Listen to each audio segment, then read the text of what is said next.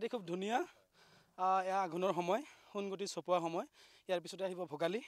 গতিকে অসমীয়া জাতি আৰু অসমীয়া জাতিৰ যি পৰম্পৰাগত আমাৰ কৃষি পদ্ধতি তাৰে তেনেকেই কৰা হৈছে ধান ভাল হৈছে সেই কথা